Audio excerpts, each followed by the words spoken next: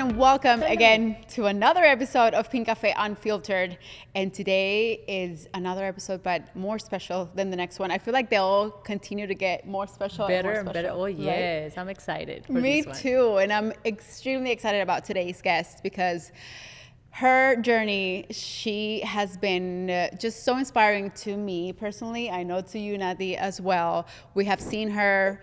I know about her from 106 in Park, from Chicago, where we were born when we just got to this country. We were learning English. We were learning English. Learning English with her. I heard Roxy on the radio. Oh, I just gave it away. Anyway, I was trying to do this huge intro, but I'm super fangirling right here. Rocsi Diaz is I'm in blushing. the set of Thank you. I'm blushing. I didn't know that you listened to me on Chicago radio. Yeah. Wow. Yeah. Wow. Back. Day yeah. ones. I appreciate more when I hear somebody knows me from radio. I was just talking to somebody backstage about radio and how important it is to me. I appreciate that more than when people are like, oh, I know you from 106 in Park. But I'm like, when somebody says, oh, I listened to you on the radio, that warms my heart because I know that you've been listening for a long time. So thank you so much. Of course. And your story and your journey has been public because, you know, I guess of the nature of the career that we're in. But I really love to know also behind, you know, what's behind the screen and also what's behind the story as well, you know, like the mujer parte of you, like the Roxy who was born in Tegucigalpa, Honduras. Yep. You know, my best friend is from Honduras. She's also going to be freaking out that Roxy's right here. And you know what? It's just so we're very honored to have you here. Thank you for having and me. to hear from you, to hear from your journey. We're always used to seeing us maybe, or you talking about like interviewing celebrities or like what's behind this, you know, certain celebrity story, but you want to go deeper. Yes. Well, the name of my podcast is More to the Story. More to the Because there's always more. I always tell people when you see the version you see on television of an interview, that's usually just 3 minutes over a 30-minute, 45-minute interview that could have happened, you know. And then there's always more to people, you know. I have a lot of celebrity friends that have charity organizations that do work that never gets acknowledged or honored, or they do stuff outside of what they're known for, and it's more to their story. So I like to highlight that part that we don't get to know about people, because I like conversations. And then more to the story isn't always just about celebrities. It's certain things that have happened in our culture that we get more deeper about, because I'm an investigative reporter. I love finding out what really happened and what was something, you know, that occurred. So it could be a certain thing in culture and in time that we want to get more to the story about, or in one of your lives, there was something that happened in a specific time, a day or place in your career, and I want to know more about that. Not about overall, but that particular. So that's what More to the Story is really about. That's amazing. I think More to the Story is going to take you to big places. I can already manifest. I hope so. Yeah, right now I want to know more. Like, who are these people? More to, you know, like, and you just said it right now. Like, what is that specific thing? And I think that's something so needed, because right now we're living in a superficial world and social media and the one picture reel and then the perfect life. And it's like, no, it's not like that. You know, yes, you're probably gonna interview the CEO of this one or the artist here and this stuff. But what are their challenges and what did they go through that the audiences can relate and really probably they're going to knock on your door. I'm telling you that right now by having a podcast. It's like people come to you and it's like, I heard this in your podcast from your guest and changed my life. Yeah. And we get letters from people from jail, you know, and it's like because of the story of the person that you interview, this happened or I made this decision. So I'm proud of you for taking that step because I did read in the Instagram post, it's like, after many years of procrastinating. Oh yeah, I procrastinated. Many years of procrastinating. I am guilty. I procrastinate so much. I really have it bad. I'm just, I get really lazy. You get to a point in your career like, no, whatever. Yeah. But it was a lot of years of procrastinating. But my producer, Jessica, she never gave up. She stayed on my ass. She's like, you're going to do it and you do it this year. I'm like, okay, fine. I had to do it on my vision board and say it was going to happen. And I said, before 2025, it's going to come out. So But I'm sure you're doing it and you waited to, you probably said it and you don't, you say it for like, procrastination and stuff, but it's probably because you were waiting for the right moment. Yeah. And the right subject and then the right thing, it has to be right for you and what you believe in your values, you know? So definitely. I think that's. And I love that you want to go more, and vulnerability is one thing that sometimes we don't get to see out there, because we always see the highlight reel or what's on your bio, and everyone, of course, is going to put the best projects and the latest things on their bio, but there's more to what really brought them there. There's something that you said earlier that I really loved, and it's like any moment that can mark a person's journey and a person's career, it could really become a whole new chapter in their lives. It could either take you to the left or take you to the right. It could devastate you and be like one of those things that completely scar your career and end your career, cancel culture, which I hate.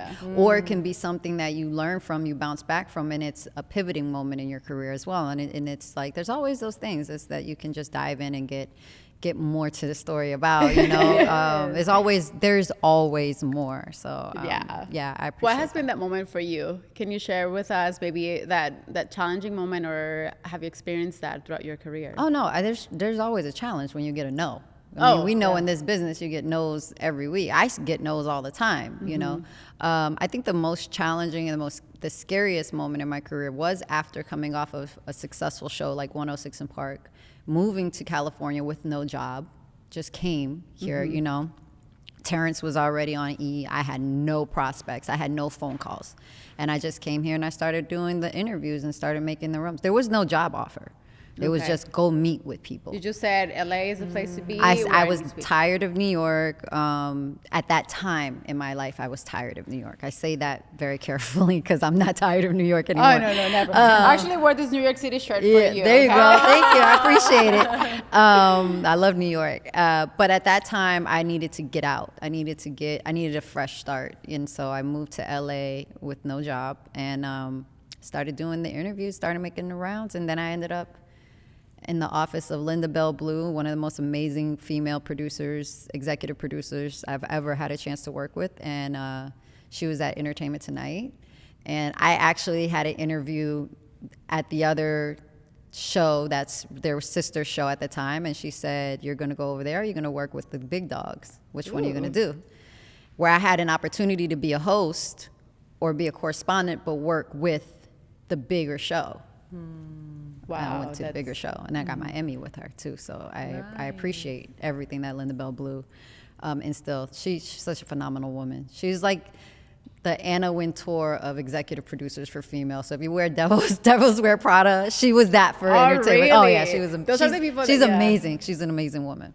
But that's amazing. Every time that we have a mentor like that and someone that gives you an opportunity, and it's like, you are trying to do your best, with everything that I'm sure that you had this like whole heavy resume of like, okay, I just did 106 in Park. Now I have to deliver for these big people too. And then at the same time, you're like, you know what? I have to trust myself. I'm in a new city. I'm going to try something new. I have nothing to lose. And I'm sure that, you went through that. And then that's kind of what we go through in different stages of our lives. Right now, I'm going through that as well. Like I'm letting go of some like clients and some other things that were like attaching me to things. And then I think everything has to do with evolving and changing and growing and creating new 1000%. things. And, and at the same time, it's like, I don't know, life surprises you. And then you just go to different journeys where, as much as you challenge yourself and then you can take yourself there, you're going to continue on being surprised and being rewarded at the same time, Well, So the goal is to always be able to evolve at the end of the day. You should not be doing the same thing that you're doing right now, should not have been your story last year, this time last year. You know what I'm saying? Because then where's the growth? What are you doing? I'm not saying that you're not at the same job or at the same position, but how have you grown to be able to do better? So if you're consistently doing the same thing now for 3 years, 5 years, and you haven't evolved yet, or you haven't, added something valuable to your resume or to your life, you need to reevaluate how you're spending your time. You need to try something different that may not necessarily bring financial growth to you, because I think we're such a money-driven society now, maybe something that spiritually will help you grow. And in just that, it will help you grow financially. It will help you grow mentally. You know, like I think that there's different areas for us to grow, health-wise. You know, you should not be doing the same thing that you're doing today that you were doing last year. There has to be something. That's actually I read somewhere in social media and some posts. It's like it is scary to see myself in the same day, the same way that I saw myself a year ago. It's exactly what you were saying. It's like that's a scary thing. It's like really like being like static there and then not growing, not seeing something else. Then I don't know, because I don't know if lazy or like there's something in you that you really have to, you know, work on, and then it comes to a point where you like have to wake up and do something and shake it off. And right now, like, you know, I think the whole manifestation thing is like really hitting us. Like we've been talking about, I think every other episode is like, you know, if you put your head to that thing and your vision into that thing and you really think that you can do it, you're gonna do it. You're gonna manifest it. 1,000%. I said to the day when I left New York City, I said the only way that I'm ever gonna come back is if it's like a Good Morning America check. Wow. It took you know, you're there. 10 Now something you're years there. and I had a Good Morning America check. All So right. I believe in manifestation. And that was me just throwing it out there like, I'll come back if it's like GMA. And like, oh, shit, it's GMA. It's like, oh, man. Like, no, I literally I said That's crazy. GMA. I said Good Morning America. I said that was the only way. I was very specific. And it happened. Wow. I always believe also in the power of manifestation, but also the power of God, or the power of, you know, whatever force that you believe in. And I know that you're very open, even in your email signature, I love that you have God's child. Yeah. You're open about, you know, God and like you having that vessel and that force. How do you feel that in an industry like the one that you have been working in, I see you as a light, because I feel like when someone says, you know, I stand by this, these are my values, and, you know, you really can bring so much light into a room that you walk into. Thank you. Do you feel it that way too? Has it been y'all give me so challenging? much credit. No, No, please, I don't. I'm telling you. I don't feel that way. I feel like everybody has their deity. Everybody has their version of spirituality. I am not the best Christian. I'm not the best Catholic. You know, I try though. I really try to be a better person. I try to be the woman that my mother instilled in me. We're Latinas here. We already know what a Latin mom is like. Oh yeah. And it's funny when before when you guys were like, what's off boundaries? What I think about my mother's watching. Entonces, I'm like, hey mom, like I watch what I say because she will text me. So I'm always like on my best behavior, you know, which I think this generation is lacking some real Latin, you know, or black mothers out there. I'm not going to say a strong mom. I'll just say that. No gentle parenting. Yeah, there was no gentle parenting. La Chancla and me were best friends. Wow. So, oh yeah. But, you know, I'm a spiritual. I think our spirituality and prayer is one of the most positive things that we can have and share. You know, I try to be as positive as possible, and I don't shame. I was an altar girl. I don't shame how I grew up and I have, you know, it's funny. I have this charm bracelet, and on my charm bracelet, I have a cross, but I also have a Jewish star because half my family is Jewish, and I also have, you know, a Islamic symbol for life, and because part of my family is Muslim. So I believe in all spirituality and all religions, like we could all come together and have a conversation. We're like the United Nations when we get together for our holiday or stuff. Like we celebrate it all, you know. So yeah, I don't shy away from that. It's too positive to shy away from, so why? But you don't use that to segregate other people. And I think that's when it goes wrong. I think that's when religion goes wrong. Yeah. I think that if you keep that balance too, like, okay, this is what I believe in, but this is what I believe in. Yeah. And being a Christian, there's nothing wrong with that, but also keeping it, you know, neutral, because I have friends that are atheists, and then they come to like, what do you feel? What is it that how do you express so much joy? And, you know, I don't want to put labels, oh, it's Jesus and it's God and it's the Virgin Mary and all of these things. It's just this thing and this relationship with, you know, with a higher, you know, energy. And at the end of the day, it's a belief, and it's a thing and it's also like a way of life of like, you know what, this is what my decision to live like this, and then I can teach you or share with you what I feel, but they have to look, for themselves. But I think it's good to stand by it, because a lot of people also deny it. Not everybody is open, with their spirituality. To some people, that is a very private thing. So, and that's only just to respect it. It's like, okay, well, won't go there. No comment. I get it. I get it. So it's, it's wherever somebody's comfort level is. I always try to meet people at their comfort level. You never want to push or, well, unless you have to, but for work unless purposes. Your producer's in your ear unless you have to, and I've had that situation. Trust me, I've Ask the question. I've had that happen, and it has backfired on me. So, yeah, but yeah, you just meet people at their comfort level. We are going through the different stages of our life. She's now a mom and this and that. And like, I think I saw a post that you put some information about freezing your eggs. And then I was so interested because I'm, also recently left a relationship, and I'm like, okay, when am I gonna find the love of my life? Or like the idea that I still have, because I'm unlearning things and reprogramming myself of like, okay, do I need the love of my life to really have a baby, if I want to have a baby, and things like that. Like, how has that process been for you, and did you end up doing it, or what is your opinion on that? I think that if you want to have security as a woman, I think that you should do it. I was in a relationship at the time and still wasn't sure, did I want kids? I actually did want kids, but I wanted that insurance, like if it didn't happen with that person or whatever. But what ended up happening was that before my situation ended, we were actually trying.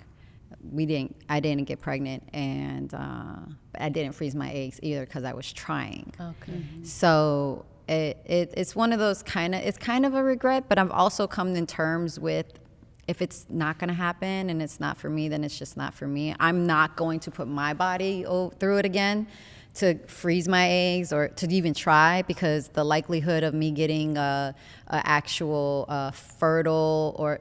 So what the doctor told me was like, you can freeze them, but it will be a waste of money, because if you don't pair it, if you don't actually do the embryo, then we can't guarantee that your egg is going to work when you're ready and find somebody. So she was basically telling me, you're going to have to find a sperm donor. And I was like, I'm not doing that. I don't want to do that. So I came to terms with myself, and I said, well, si Dios quiere, Dios quiere. If it's meant to be, it's going to be. When I meet that person, that person is understanding, off the back, I'm like, listen, I know that if child is what somebody that I'm with wants, it's going to take modern science to make it happen. Yeah. But I'm also okay being a great stepmom to somebody. I'm also okay with my life the way it is, and not being a mom and being a great aunt. Auntie. I'm a great aunt. I'm a great aunt right now, right? Yes, See? So I think that's great. And contrary to what J.D. Vance thinks out there about women without children, kiss my ass. You don't know what a woman has gone through. In my situation, I'm in a job where I couldn't have a kid on 106 Park. Right. I was already in my 30s. Mid 30s when I left.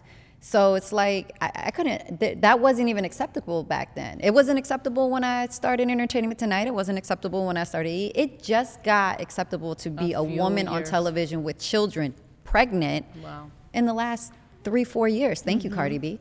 Honestly. So I'm a product of the time that I was in, where it was not acceptable to be a woman in television and have children. But also, I'm not a baby mama. My mom, heaven forbid, I show up without a husband, pregnant. Like, I have that old school mentality instilled in me. So no shade to any baby mamas out there, but that's not how I was raised. Not to say that every marriage works out either, but I've always wanted to do it the right way. Right. And so those are things in my life that have caused me to be where I am right now. I say to say, that was my journey. Every woman is different.